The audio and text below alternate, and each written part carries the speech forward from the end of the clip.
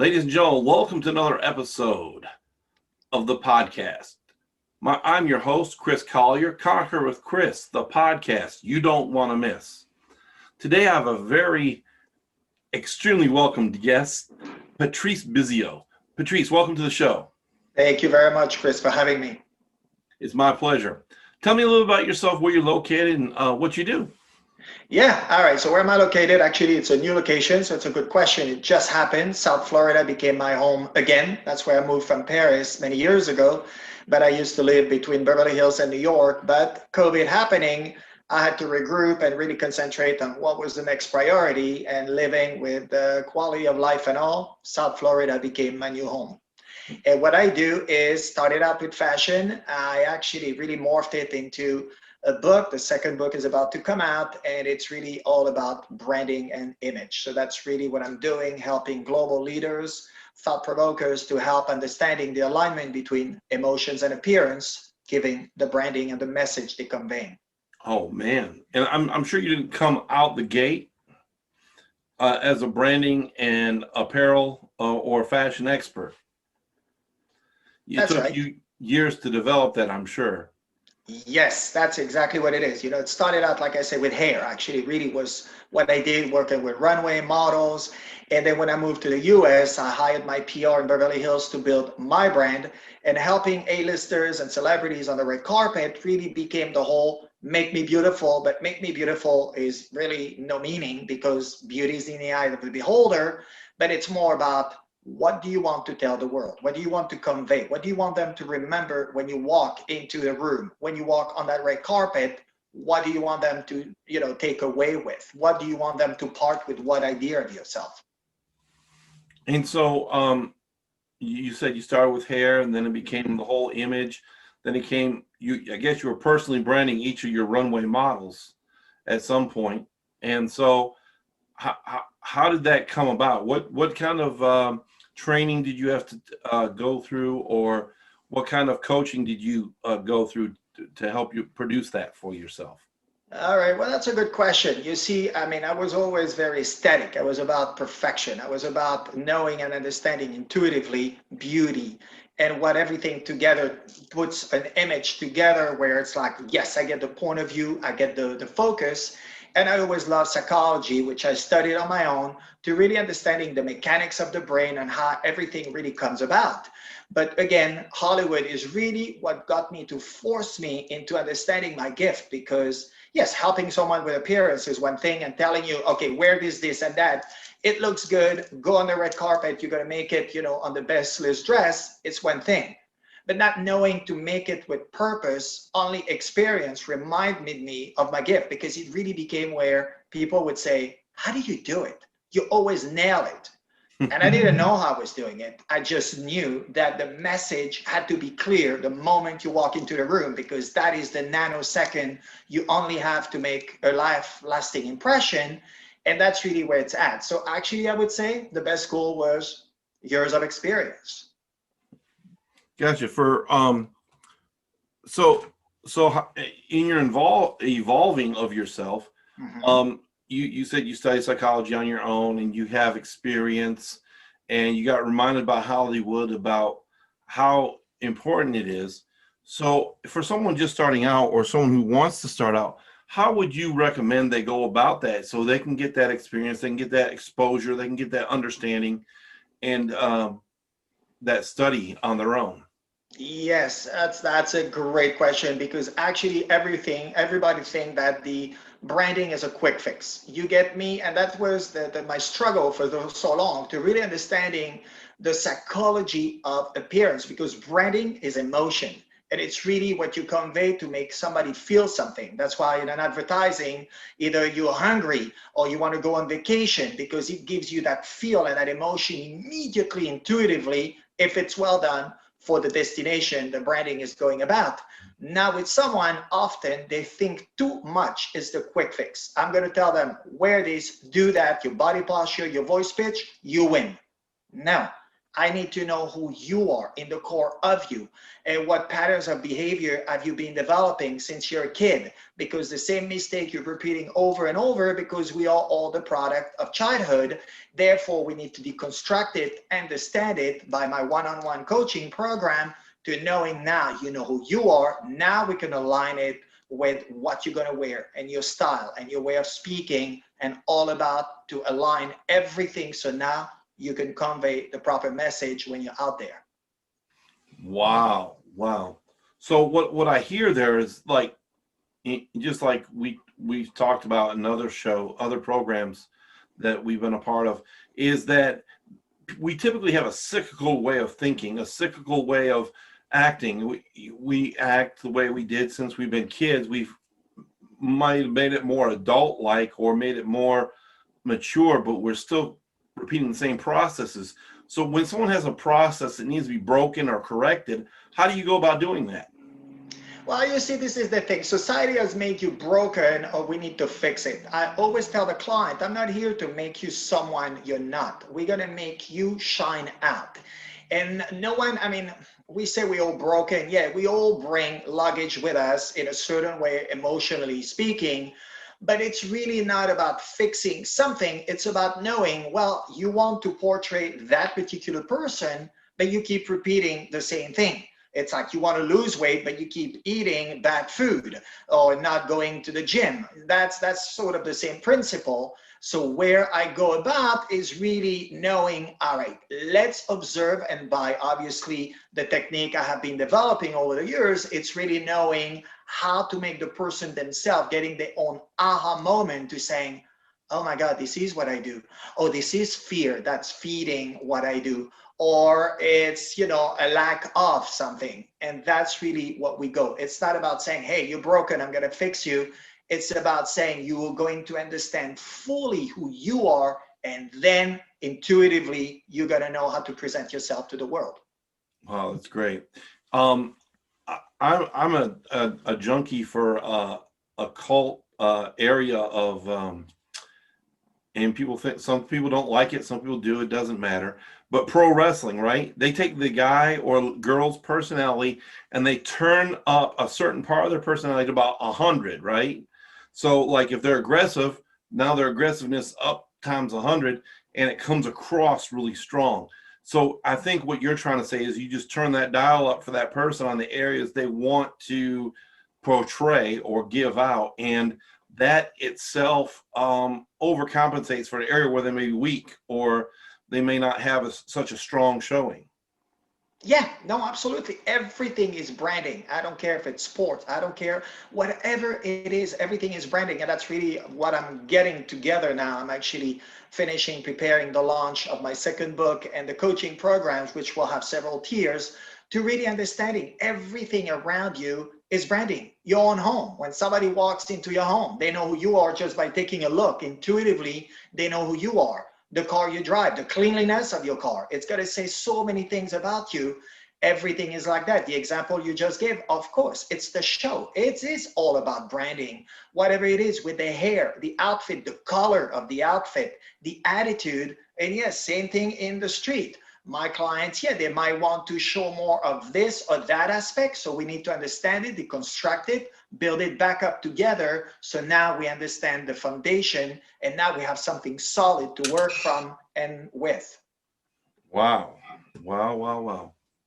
So all this time you've been developing, and you've been around the world, and you live in South Florida currently. Mm-hmm.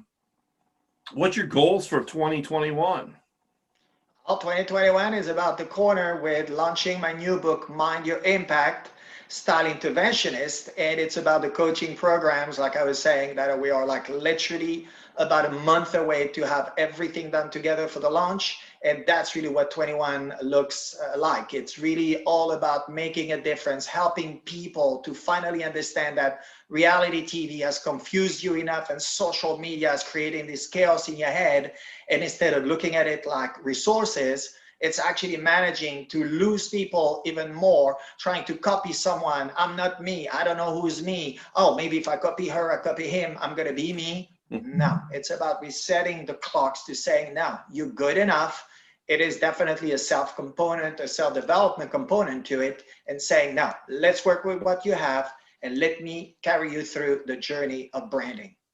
Wow, wow, wow. And where can people find you? All right, so well, online, Image Impact Index is the name of my website and my program. And I'm online and obviously Patrice Bilyeu at Facebook, on Instagram, LinkedIn as well, because all the questions that people have, I love building a community. I love helping, so anyone can always ask me what they need. And do you have a favorite quote by chance? I do have a quote, which I don't remember by heart, but it just resonated with me. And as Steve Jobs, which I'm not sure I agreed on after the movie, especially personally on how it works. But the premise of what he says is, your time is limited, so don't waste it living someone else's life. Don't be trapped by dogma, which is living with the results of other people's thinking. And it's really, in another word, live your life. Life is too short. Life is one gift. You were given one life. You see, I wasted it away wondering all the time for so long what people thought of me, if they loved me enough, if I was enough in the room, if everybody's going to think that I'm amazing. And I lost everything in 2009, 2010. I lost everything, ended up in my car and building everything back up again. And at the time, very young, 4 businesses running, and then the world collapsed, economically. But it was my greatest moment of really understanding me, understanding and gratefulness, the concept of thankfulness, the concept of being alive and having so much more in me than just wanting for the kill and how much money am I going to make, how many watches do I own, or how many cars in the driveway. And that was really my turning point of knowing entrepreneurship. That was my learning curve. And that quote is really good to knowing, yeah, you can spend your life wondering what people think of you. Good luck with that, because if not, you can go crazy your whole life, or else, well, you move on. Because you see, I belong to a mastermind, and the first amazing advice I received was, you're getting into the public eye, you're bigger and bigger in the public eye. You need to know, not 50% of people hate you and some love you and the other 50 love you. No, 80% of people will actually hate you and 20 will love you. And maybe half of that will like you, will tolerate you. And that's it. And then you know to move on. So that's really my way of living. I think about the quote from I think, what is it, Batman? They say if you live long enough, you go from hero to enemy. Um, uh, and I really think that in the pathway of life, if you really worry about what people think, someone's going to hate you at all times, and you can't live like that. I agree with you. You got to live your own life to your own drum, and you've got to follow your own path. And you got Precisely. to find what works. So, wow. So you had it once before, you got it back again, and now you're out helping people find their image style that fits their brand and that fits who they are. That's amazing. I want to just say thank you for being on. A lot of people wouldn't want to go through that path and share that with people. It's amazing. Let me ask a question. If you found somebody today and they reached out to you on Facebook or through your website, through email, and said, Patrice, man, I've never had it. I can't seem to pull it together. What is it that I'm missing? Can you help me? What would be the first piece of advice that you would try to give them? Yes, that's again another question which I get all the time, whether it's, in the dating world. Oh my God, how am I going to present myself to hit it? It's going to be a home run, the job interview, the promotion, and it's really about understanding, like I said at the beginning, who are you and how do you know who you are? So we're visual creatures, and the first step of all is creating what we call in fashion a mood board. And a mood board essentially is collecting a group of pictures and pictures, because now you're starting really understanding, what do you want to tell the world? What are you inspired by? What would you like to convey? So by gathering pictures together, which is essentially a Pinterest, but not a digital form, because digital, same thing, the mind is not fully in it when this mechanical action of actually tearing pages out of magazines or printing out things you find online, now you're having a tangible, real proof of, okay, this is what my mind thinks like. And then from 50 to 100 pictures, now I need you to narrow it down to 20, to 10, to 5, and to 3. And if you have a hard time with that, that means you haven't found your style. Therefore, you haven't found your brand. That is the process, the first step to really understanding where you're going with your brand. Wow, wow, wow. And they say a picture's worth 1,000 words. And so when you get down to 3, you've got 3,000 words that tell the story of who you are and how you portray yourself and how you do that. That's wonderful. Right. Yes, because when you walk into the room, this is the thing.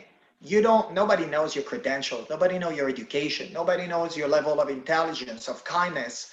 Everything is really in the moment you walk into the room. And by the way, there is not 5 seconds to make a great impression. It's literally, in a medical scientific perspective, a nanosecond into the brain of the person across from you to make a life-lasting impression. There's no redo. So if you don't make it right the moment you walk into the room, the deal is done, one way or the other. Wow, wow, wow, wow. That's critical. That's critical. Mm-hmm. So for all those out there who have fashion faux pas, who've made mistakes, done stuff they shouldn't have done, how would you tell them, like, for the next time to correct a problem or to keep from having a problem? How do you encourage them to recover from a mistake like that? Well, you know what? Often it's 2 things. It's either laziness or lack of self-esteem. I explain. Laziness is, it'll be fine. I'll wing it. And then you realize, ouch, I fell on my back, just to be polite. And the others are a lack of self-esteem. They would love to get out of their comfort zone, but they feel like, yeah, but again, and that goes back to the whole, what are people are going to think of me? All right, do I need to go out of my comfort zone? That's the 2 groups that I find the most. It's either fear or either I don't care enough. And I don't care enough often, by the way, is fed by fear, and fear is lack of self-esteem. So they all sort of go together, but those 2 groups are very distinct. So go for it, dare it. You wanted to dare that shape, that color. This is who you are. You need to be mindful, obviously, of the goal you're going after, because if it's a job interview and you're coming into your nightgown, that's not going to work too well. Or if it's a black tie and you're in your pajamas, we know there's a certain code with dressing. But this is really what it is. Dare it, make it happen. Comfort zone is a step-by-step process to come out of. Wow, wow, what great information. I want to thank my guest, Patrice Bilyeu, for being on. I want to thank each of you for listening. Please like, subscribe, share, depending on what platform you're on, whether you're viewing or listening. If you're on YouTube, please hit the notification bell so you can get the freshest updates when it comes out. Thank you for watching. Have a great night.